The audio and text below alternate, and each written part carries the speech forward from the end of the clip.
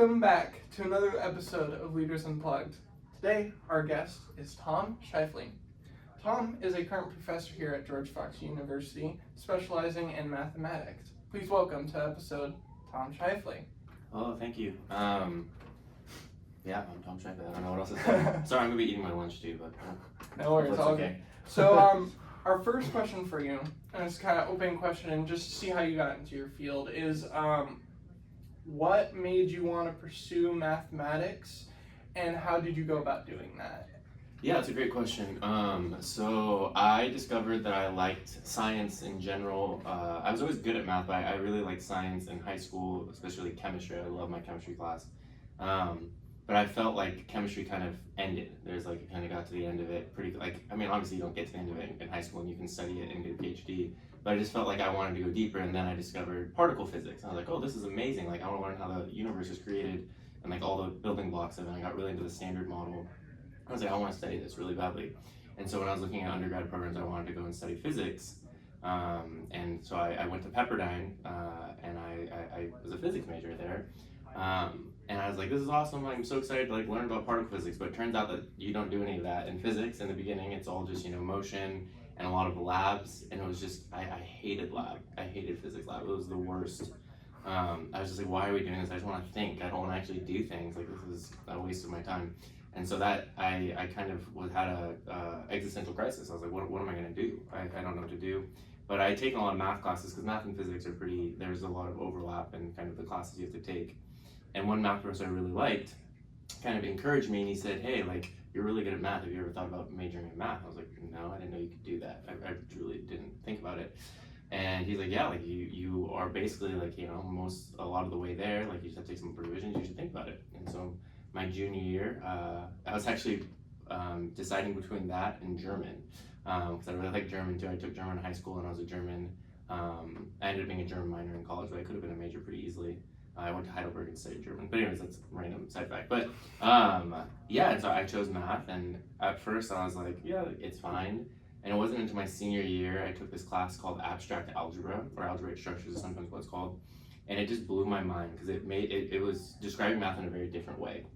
So normally you think about math, you have this problem that you want to solve using, arithmetic or calculus or whatever, some sort of calculation type thing, and you're trying to find a number. But abstract algebra had none of that. It was instead, it was a puzzle. It was kind of, you have these pieces, how can you make them fit in a way that makes sense, and what things can you say that are true? And it was a very different way of looking at it, and the objects you worked with were just so, abstract but beautiful, and I just loved thinking that way. And I was like, I could study this forever, this is awesome. And so then I was like, I want to go to grad school, because I don't really know what I want to do, so that's a classic cop-out, is go to grad school. And I was like, I know that if you go and get a PhD in mathematics, like, they pay for it, you get a TA-ship, and so I was like, that sounds awesome. And so I applied to some grad schools, but right out of college, I was like, I can't go straight to grad school, it would be too taxing. And so I took a gap year, actually, and that was a really, really good decision. I just stayed, Pepperdine's in Malibu, and so I just stayed in the Malibu area, tutored, which is actually quite a nice gig in Malibu to tutor. You tutor like 10 hours a week and you make a lot of money, probably more than I make now. Yeah, it was a super, super fun time. I lived with my best friends out of college. I met my wife, and I started dating in that time during my gap year too, and so it was a really good decision. And then I went to grad school at UC Santa Barbara, and I knew that when I went to grad school, I knew I wanted to be a professor. I like people, and so research wasn't that interesting to me. What I really wanted to do is I wanted to teach math. So that's kind of how I got into it. That's really interesting. Yeah. After you got your doctorate, how would job opportunities change from, let's say, if you went straight from bachelor's to get a job, then or when you get your doctorate to get a job? How would job opportunities change, and what did you do personally at your first job after getting your doctorate? Yeah, that's a great question. So I would say with mathematics, the way it kind of works is having so let's back up a little bit. Having a bachelor's degree in general basically is, for the most part, just a sign of competency. It's like what jobs, like that's why jobs kind of have that as a benchmark, because it just says that you've reached a certain level of competency, that if you can do a college degree, then it generally means that you will not just like flounder at a job. Like, that's mostly why they have it. And so what you actually get your degree in almost doesn't matter, to be quite honest, unless there are very specific counterexamples. One counterexample, you want to be an engineer, you need to have an engineering degree. Like that is topic specific, you need to have it. Or you want to be a nurse, you need a nursing degree. That's very topic specific. But almost all other jobs, they just want a bachelor's. It doesn't matter what bachelor's you get. And so, with that said, there are certain bachelors that just look better than other bachelors. A bachelor's in mathematics looks really good because people assume that you're smart and good with numbers, and businesses always need people that are smart and good with numbers. And so being able to do that is a really good thing, and it opens up a lot of opportunities. Will you still need work experience? Probably. Like you'll probably have to start low and build up some work experience.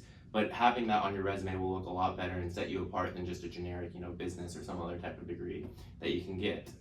Because mathematics trains the way you think, and it shows that you're quantitative and can do hard things, really. And so there are a lot of opportunities with just a bachelor's in math. If you know specifically like what type of kind of problems you want to solve, then grad school is not a bad idea. For instance, if you know you want to get into actuarial or kind of insurance data type stuff and statistics, then you probably should go pursue maybe a master's in that, or just take the actuarial exam. That's one option, kind of career path. Or maybe you know that you want to get into data, specific data analytics. There's lots of master's programs for that you can go into. But if you just want to just have a generic kind of businessy type job, there's a lot of things that are open with just a math degree. Or maybe you want to teach and you want to be a high school teacher. You can do that with a math degree. In order to teach at a public school, you need a teaching credential, and so that requires some extra schooling. But they're in such desperate need of math teachers that sometimes you can get, a lot of times actually, you could probably get an emergency credential and get it while you go. And so I have a student, Matt, who's doing that right now in California. He's on an emergency credential and teaching in California. And then it's really easy to get a master's of teaching as well.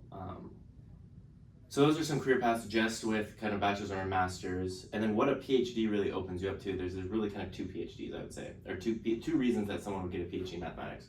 One is you want to study and do research mathematics, and you want to continue doing that. So if that's your goal, getting a PhD in math will be great because you'll enjoy doing the research, and then you can go get a job, at Google or Amazon and do machine learning or do something with your math. If you do something applied, if you do something pure, it might be a little bit harder to find a research opportunity for it, but it's not impossible. And then the other reason you'd get a PhD is because you want to be a professor. That's a big reason why a lot of people get a PhD in math, because they want to be a professor. And so that's why I wanted to get a PhD. And so without a PhD, if I had just gotten a master's degree, my options for teaching would have been limited. There are some colleges that you can teach with masters. George Fox is actually one of them. You can have a master's and teach here. Some of our professors do that. But in order to have a tenure track and kind of a more stable position, PhD is recommended and sometimes required. And so but it's hard. It's a lot of work. It was 6 years of my life. Every year of the program I wanted to quit, and for the entire year, I was I can't do this, there's no way I'm going to quit, every year, basically until I graduated. I wanted to quit, and it was really hard, and so I'm very thankful it's over, and I love my job, so yeah. That's great. Yeah. So for mathematics related jobs, what do you think is the number one wanted job in mathematics, or just generally what are some jobs that people really need in the business and industry nowadays? Yeah, that's a great question. I would say there's two that I see kind of going. One is just teaching. Math teachers will always be needed. It is the hardest subject to get teachers for because people are scared of math. And so everyone wants to be a history teacher because history is fun and chill, or English. But it's hard. It's always hard to find math teachers. Math teachers are always there's a dearth of them, and so that's always a high demand position. And so if you enjoy people, and you're good at numbers, that's a great option. Whatever level, whether that's at elementary school, middle school, high school, college. With the master's degree, you can also teach at community college. I forgot to say that, and then or a PhD, you can teach at the university level. That's one option that I see a lot of people who like math do go. Teaching is for sure it.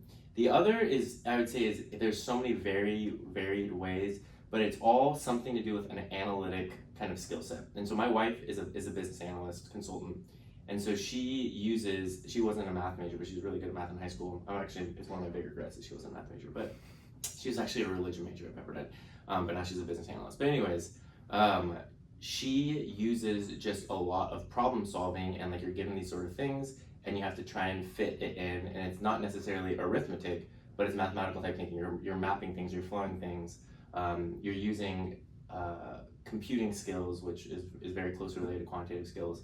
And so I would say there's a lot of overlap with the kind of math skill set and like computer stuff skill set and just the way you think.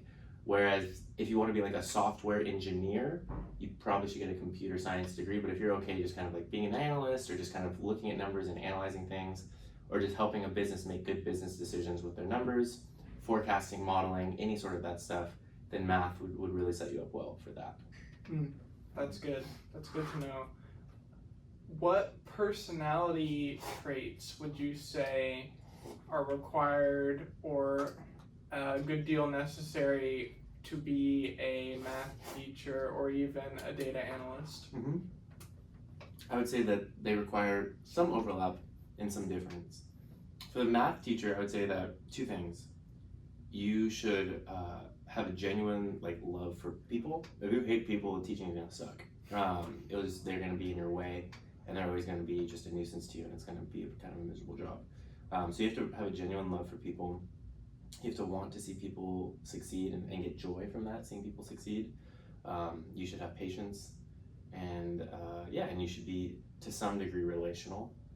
I think that's a huge help. Enjoying relationship, because the teacher-student relationship is one of the this like most sacred, awesome parts of my job, and I take it very seriously. And so honoring that and desiring that is really important. I would say for the data analyst side, you have to be somewhat detail-oriented. I would say, like, you don't want to miss little details, because those little details can throw off the model. You should be a very diligent worker. Both you need to be diligent, but I would say even more so if you're working for a company, diligence is really, really important, because you're making people or losing people money. And so diligence and just hard work is good, and perseverance, or resilience is maybe a good word for that, like being a resilient person that can deal with difficult things, and not just take the easy way out. That's important to every job, but specifically I would say for like a job in the real world, having those things is really helpful. I interviewed a teacher I had at my high school, and he said the exact same thing, that that teacher-student dynamic is so important, and that makes teaching. He said that if just that alone makes teaching something that he would do for free. Yeah. Just because it's so rewarding to see your students light up and get the material, that it like you're saying, it's like sacred almost, like it's truly a beautiful thing. For people taking math classes in college or wanting to pursue a degree in that, what are some classes that you recommend that they would take?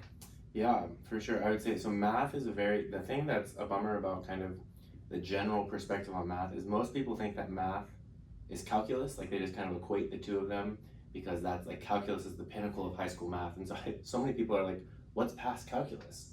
Whereas calculus is really just like, if you were to kind of map all of mathematics, calculus is like one tiny speck dot in a random kind of place that honestly isn't even that important.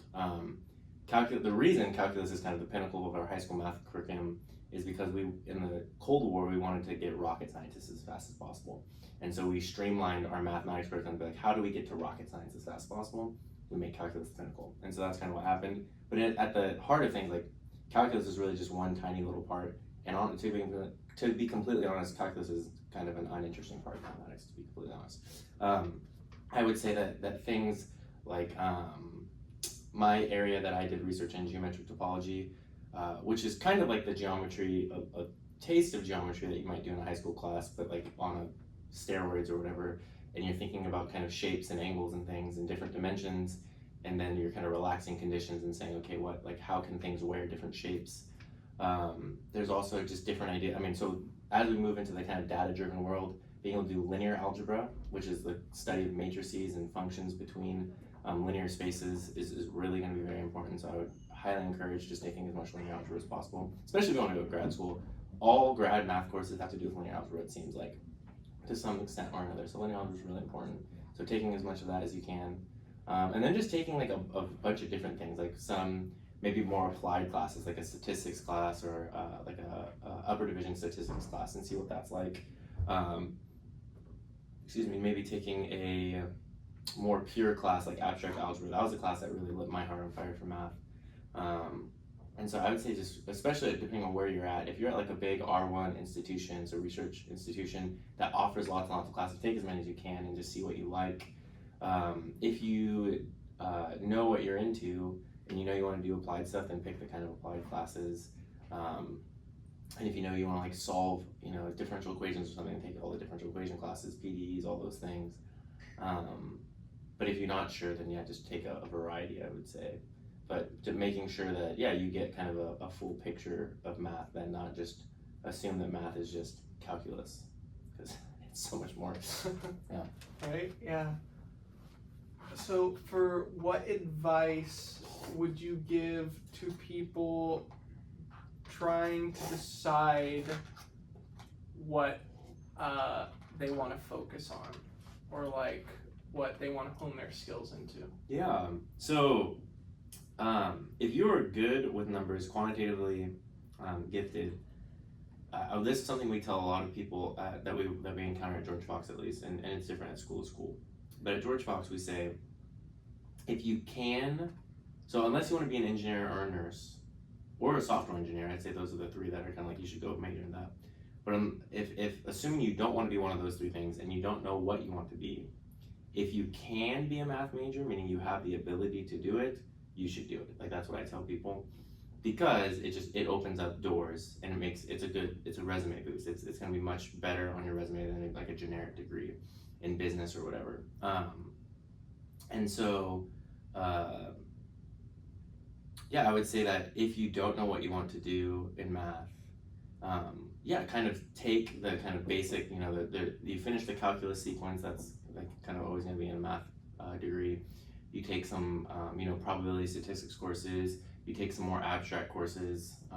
There's a class called Transitions to Abstract Math, or Intro to Proofs is what we call it here at George Fox. That kind of unlocks the door to all the kind of proof-based mathematics, which is kind of where mathematical thinking lives, is in how we prove things are true. It's almost akin to philosophy. I would say math and philosophy have a lot more in common than maybe even math and science. I would say math and philosophy are much more akin to each other, because it's very logical and very much what can we prove. But anyways, and then kind of to see what you like, and then whether it's the more practical kind of, I like solving equations, I like doing things that like have a applicable result, or if I just like thinking about cool ideas. That kind of split is really important to figure out which is better for you.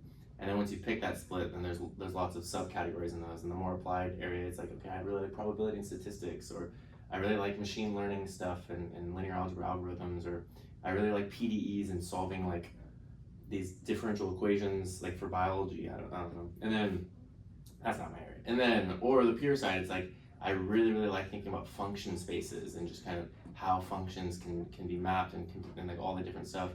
I really am interested in abstract algebra and just kind of way we group things, and how do we like kind of the meta thinking, almost like how do we categorize things. And there's a whole math theory called category theory on how to categorize things.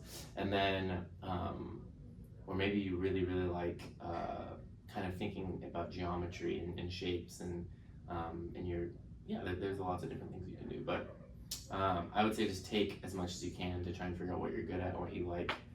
That's what I did. I took in grad school, I took the base kind of pure math class, because I knew I wanted to do pure. I knew I hated applied stuff because I hated computing. I didn't want to do any programming.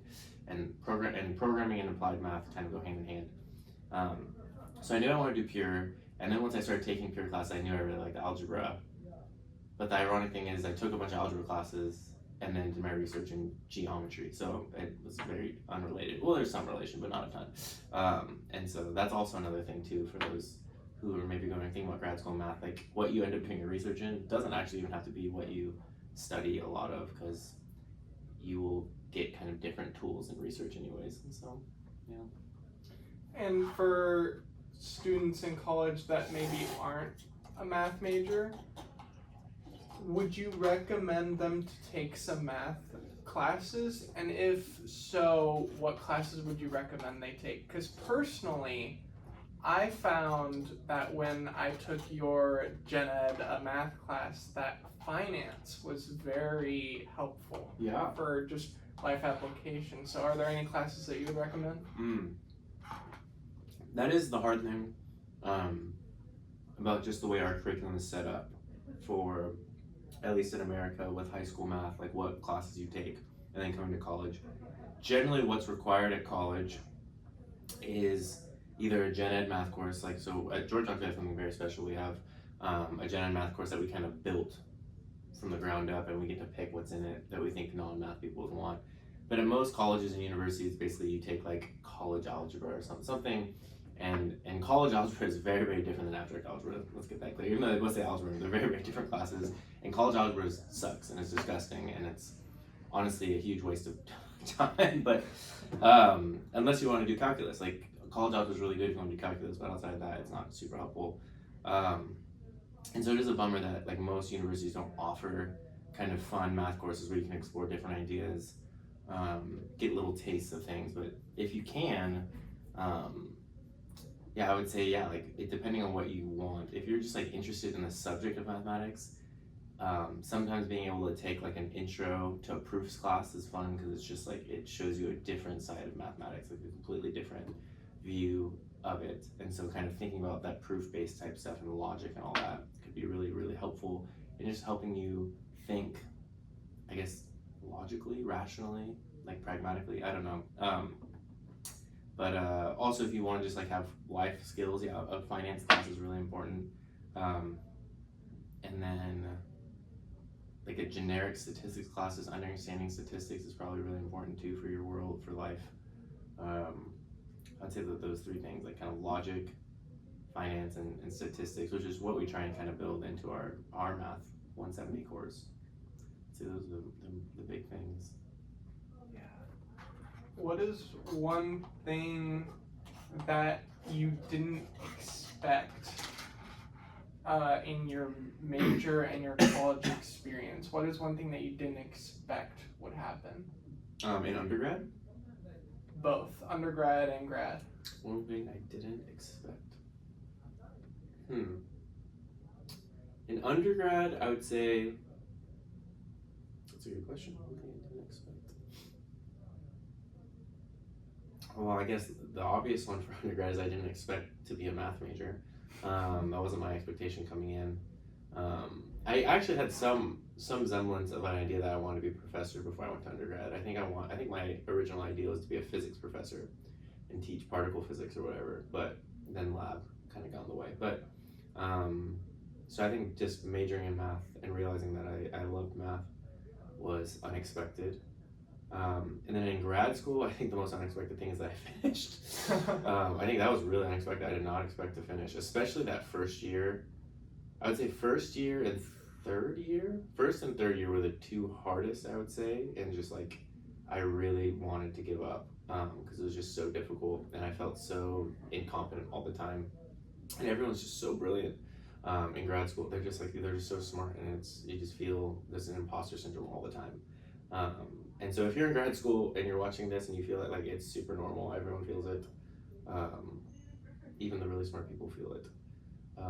Because there are some people who are they are savants and they think about math 24/7, and that wasn't me at all. And so I was really surprised that I finished, and I think if it wasn't for the grace of God, I wouldn't. And so he really did get me through it, because I was not able to in my own strength, for sure. That's good. Yeah, God was helping you through that. Yeah, for sure. Yeah.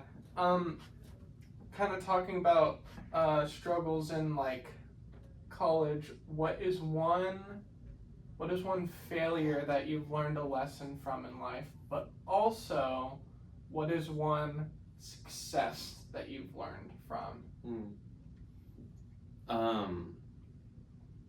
This one's kind of a silly one, but I think I do.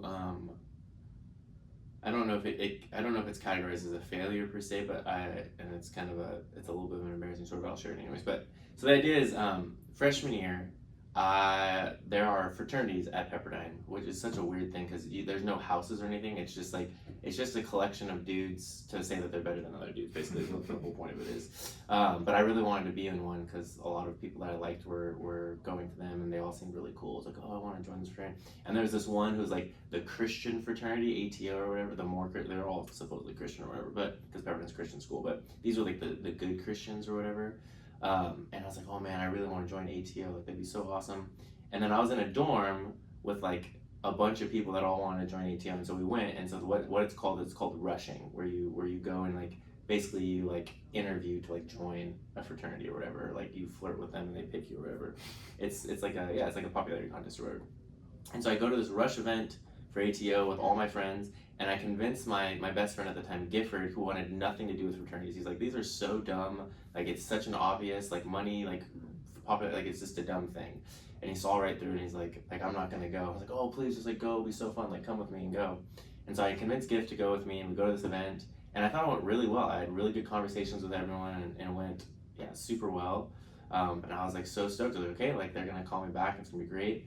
And literally, there were, I don't know the exact number, but there's like 22 or 23 of us from my dorm that went and rushed this fraternity, and everyone except for me got asked back. Literally every single person except for me.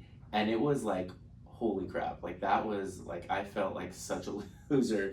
I was like, wow, like I'm the one person in my dorm. And there were like some people that were like literally like socially like on like the spectrum, like they got picked up, and I was like, oh my gosh, like I'm worse than them. Like I'm that socially incompetent. I don't know. It was a really low point.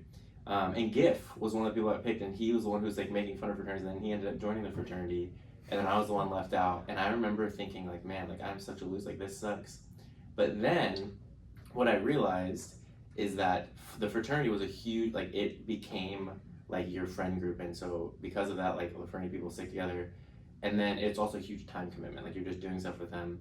And so the other thing that I was flirting with at the time was being a Young Life leader. And so Young Life is a high school outreach ministry. I met the Lord by volunteering at a camp, and then there was an opportunity to be a leader in Malibu, at Malibu High School.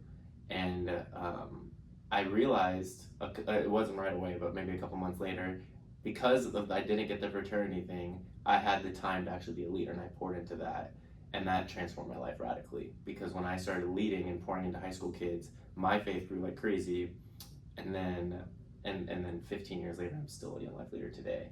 And so there was such an obvious, like God closing a door, like so hard, just shutting it in my face in order to open a much better door.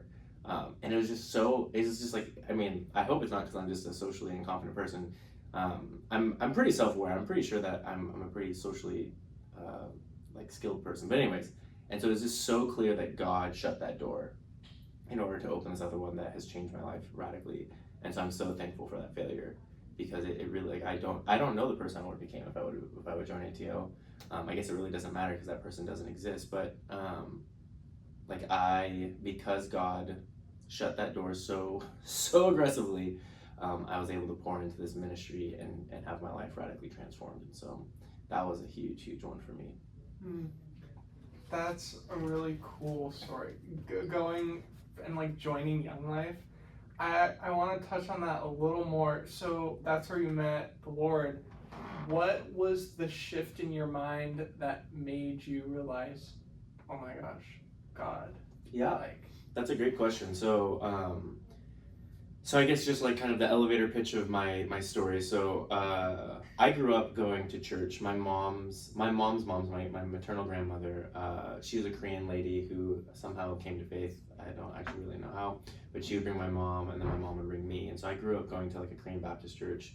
But the Korean Baptist church was very much a fear-based, just kind of like, we do this out of reverence, but it was also very scary. Like I remember my Sunday school teacher was this like scary black woman, which is kind of funny in a Korean Baptist church. But anyways, and she like was so like mean. I vividly remember one Easter we were like coloring pictures, and my brother was coloring a picture of a Pokemon, and I was too, and she like yelled at me for coloring a Pokemon instead of like an Easter egg or something, where my brother was doing the exact same thing. And I was so like, what the heck, this is so dumb. But I remember just like being afraid. So that was my kind of introduction to church, and so God was very much a fear-based thing and just something I do on Sundays.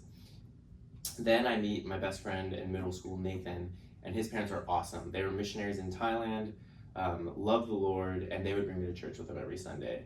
And I really enjoyed church. It was great, but it didn't really do anything outside of Sunday. It was just like, it was a thing you do on Sunday, that's it.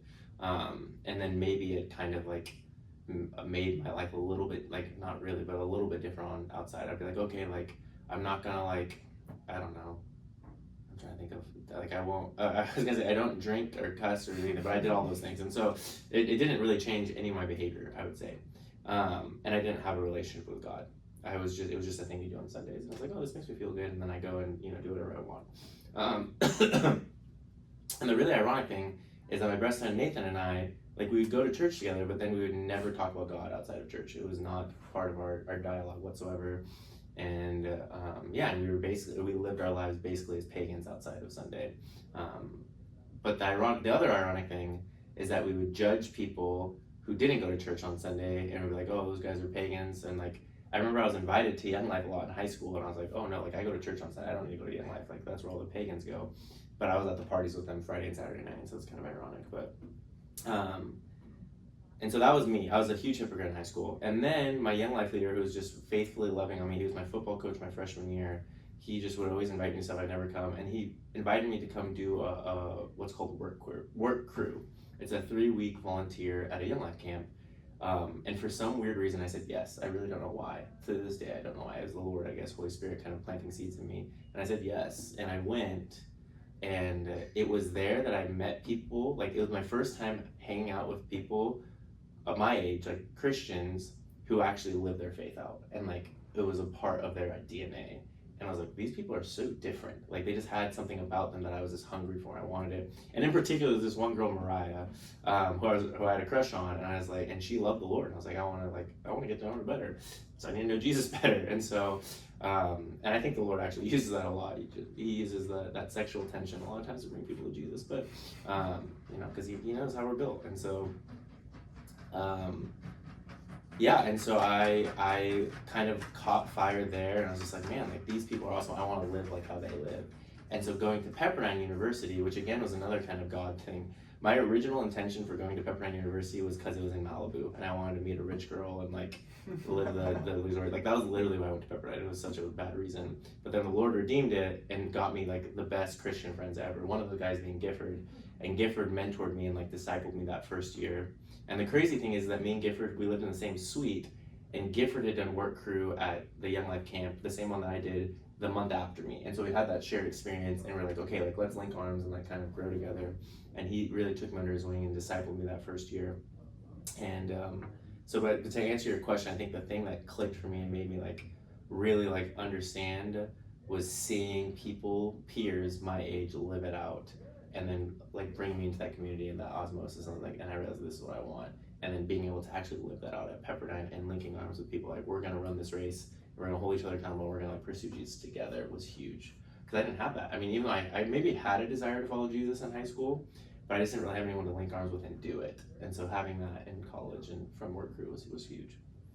Yeah, that community aspect, it like really, it makes things like easier as well, because like as humans we're like made to be together. We're like communal creatures, and yeah, that is interesting how it like helped your relationship with God. Yeah.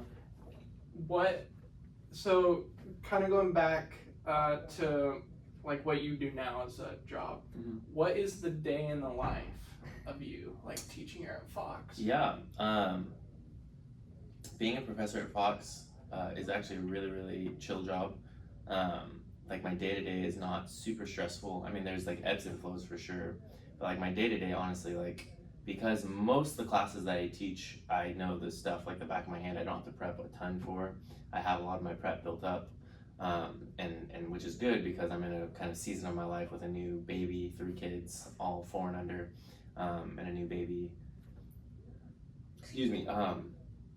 We're having that bandwidth and that margin in my life is very, very important.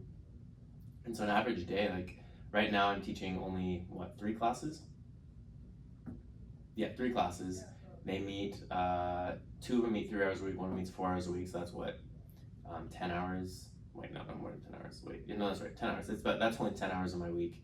and then I have 6 hours of office hours, and so really only 16 hours. And there's a little bit of flexibility with like having to do some prep and stuff, but I would say roughly, I don't know, hopefully my boss doesn't watch this, but like really only like 24 hours of my week are like hardcore dedicated to like my job, which is amazing. Like no one else gets to say that, and that's really quite nice. There are definitely ebbs and flows. There are some weeks where I have to grade and do lots of stuff or prep for something big, or have extra like reviews and stuff, and so it will increase, but like typically it's really very doable. And so another thing that I'm also kind of spending a lot of my extra time in is I'm training for a marathon, and so that's been a big time commitment. It's like 6 hours a week I probably run in order to train for that, and so that's been a big time commitment. And then Young Life has been a big time commitment too. That's 2 nights a week, and then some other kind of contact work stuff. And then we have church and like our church home group.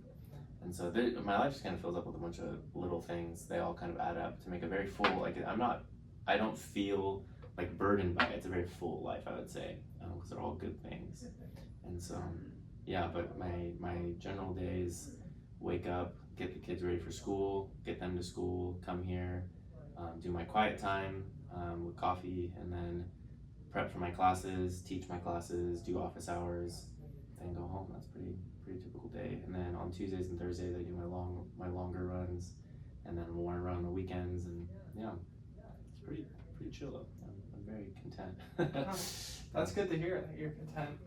So as we kind of wrap up this conversation, what is one key takeaway if the audience member was listening, and if they ignored everything else, what is one thing that they should remember from this conversation? Yeah, I would say that I didn't maybe say it in these exact words, but maybe to summarize kind of my own testimony, and just also kind of where I've come to in my career and everything. It's like you become like the people you surround yourself with. I would say that has been one of the truest things I've seen in my life and other people's life, that you truly will become like the people you do life with. And so if you want to be someone who's successful, who wants to follow Jesus, who wants to like achieve certain things, then you need to surround yourself with people who do that. If you're like, I'm gonna surround myself with a bunch of people who that just like complain all the time, just do video games and like don't have any ambition, and also like party and like don't follow Jesus, then you're gonna become like them. And so surrounding yourself with people who are going the same direction as you is really important. And sometimes that means having to cut off ties with friends that aren't, and that just sucks. Like I had a lot of friends in high school I was super duper close with, but when I went to Pepperdine and kind of came to, and they saw how I was changed, they didn't really want a part of me, and I don't have a relationship with anymore, and that was really hard. Yeah, I would say that it is so important the people that you do life with and surround yourself with, because you are going to become like them. Well, thank you so much for doing this podcast, and thank you for the audience members for listening, and covered a lot of topics today: math, college life, testimonies. I mean, a lot of good topics covered. So thank you guys for listening, and look forward to the next episode that we have out. Sweet. Thanks, Jackson.